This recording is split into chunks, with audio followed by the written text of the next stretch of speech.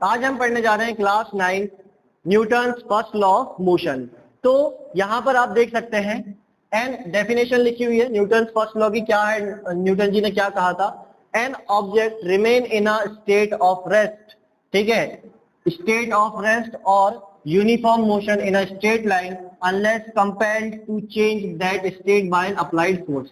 इसका मतलब क्या होता है बेटा? इसका मतलब ये होता है कि जब तक के कोई भी चीज रेस्ट पे है तो वो रेस्ट पे ही रहेगी, या मोशन में है, यूनिफॉर्म मोशन में तो यूनिफॉर्म मोशन में ही रहेगी जब तक उस पर एक्सटर्नल फोर्स ना लगाया जाए। ये न्यूटन का फर्स्ट लॉ था। इसको और थोड़ा सा से समझते हैं। आप ऐसे समझ सकते हैं जैसे कि आपके घर में आपने क्या करा, आपने अपनी कॉपी बुक टेबल पे रखी है, आपको अर्जेंट काम आया और आप बाहर चले गए। फिर जब आप बाहर से आएंगे तो आपको टेबल पे ही अपनी बुक और कॉपी मिलेगी जब तक उस पर एक्सटर्नल फोर्स ना लगाया गया हो, ठीक है। मतलब किसी ने आपकी कॉपी किताब को छेड़ा है तो वहीं के वहीं मिलेगी।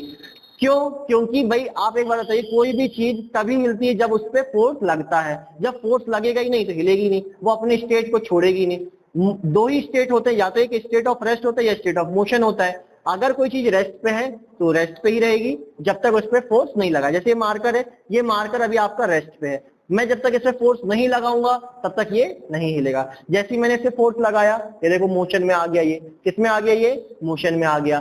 तो अगर वैसे ही आप देखेंगे, मतलब जो रेस्ट में है वो रेस्ट में रह रहा है, वैसे ही आप किसी कार बस या ट्रेन को देखेंगे तो आपको देखने को मिलेगा कि अगर वो, जैसे एक कार है,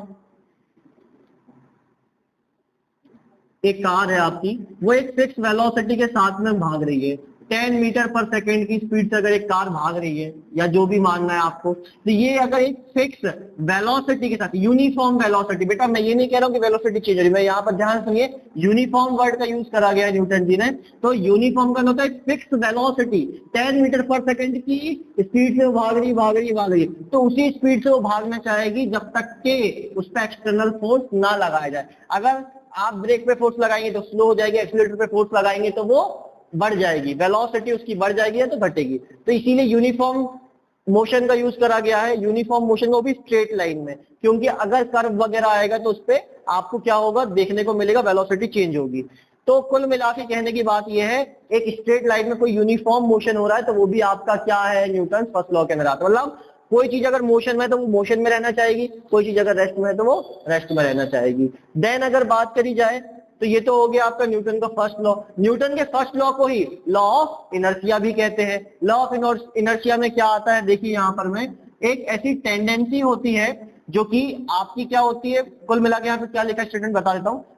All objects resist a change in their state of motion. The tendency of undisturbed object to stay at rest or to keep moving with the same velocity is called inertia. इसका मतलब ये होता है बेटा कि कोई भी चीज जब, जैसे ये आपका मार्कर है यहाँ पर रेस्ट पे रखा हुआ है, अगर मेरे को इसको मोशन में लाना है तो फोर्स लगाना पड़ेगा।